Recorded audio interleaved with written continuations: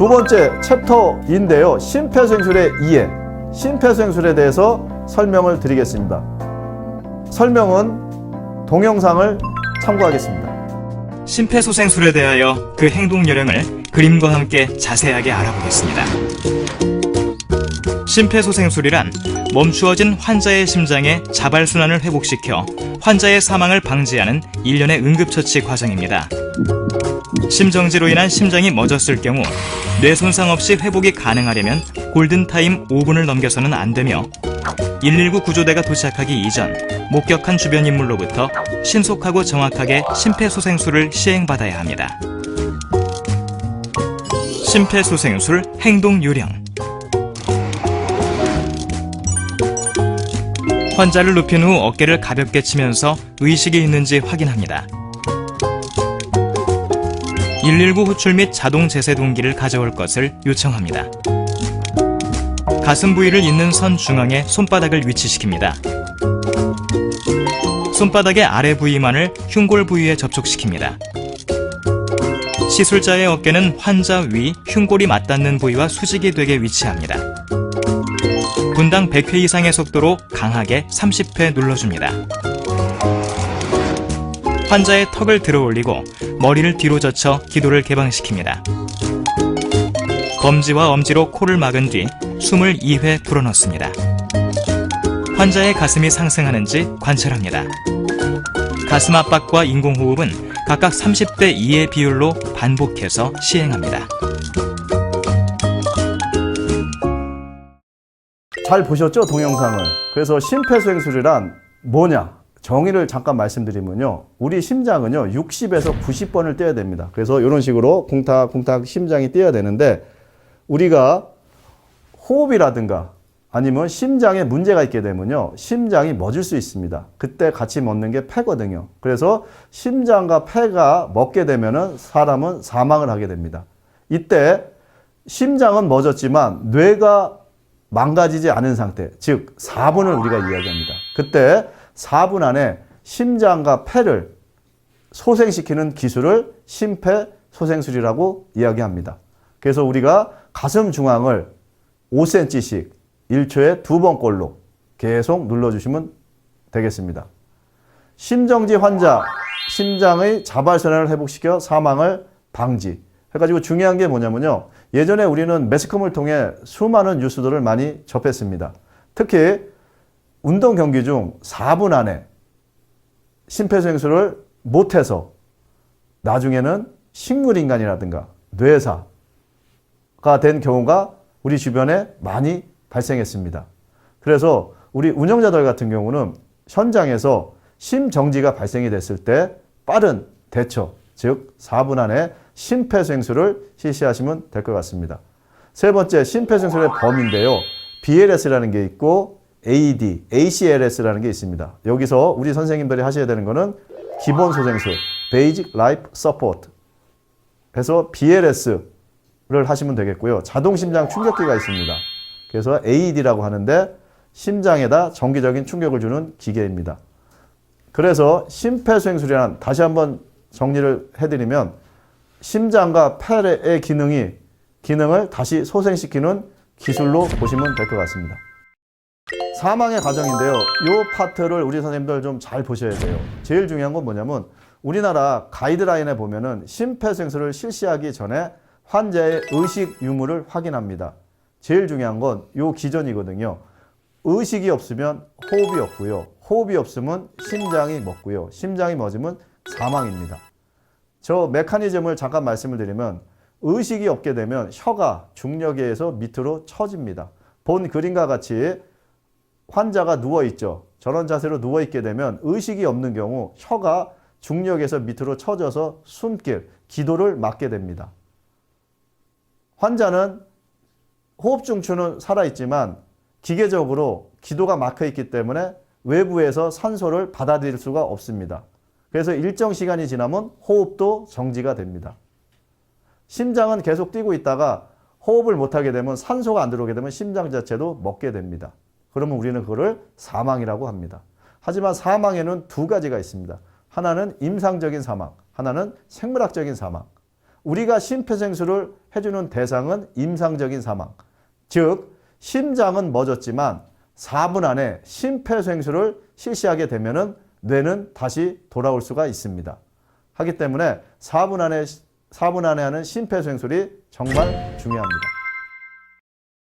기적의 4분인데요.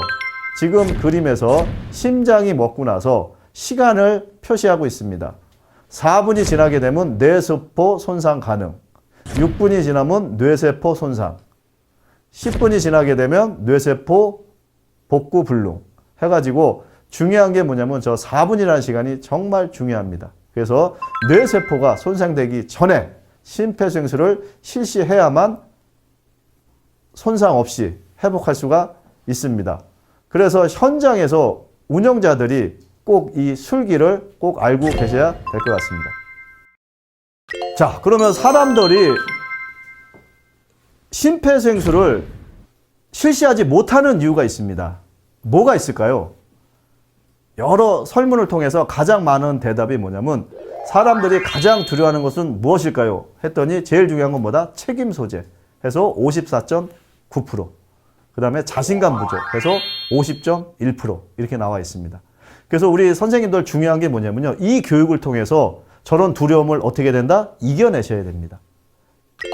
현장의 안전요원들은요.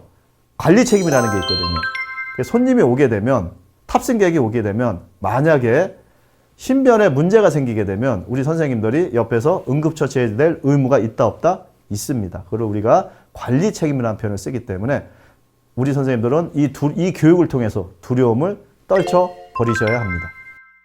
심폐소생술의 법적인 측면 가장 많이 물어보는 겁니다. 응급의료에 관한 법률 4조에 여기 나와 있죠. 해서 모든 국민은 응급상황에서의 응급처치 요령, 응급의료기관 등의 안내 등 기본적인 대응 방법을 알 권리가 있으며 국가 및 지방자치단체는 이를 위한 교육, 홍보 등 필요한 조치를 강구하여야 합니다. 이게 응급의료에 관한 법률 4조에 있고요. 5조에 있습니다. 신고와 협조의 의무가 있습니다. 신고의 의무, 응급환자를 발견할 때는 즉시 이를 응급의료기관 등에 신고하여야 하고요. 협조의 의무는 응급의료 종사자가 응급처치를 위하여 필요한 협조를 요청하는 경우에는 이에 적극 협조하여야 합니다. 그래서 우리 선생님들 신고의 의무와 협조의 의무가 있습니다.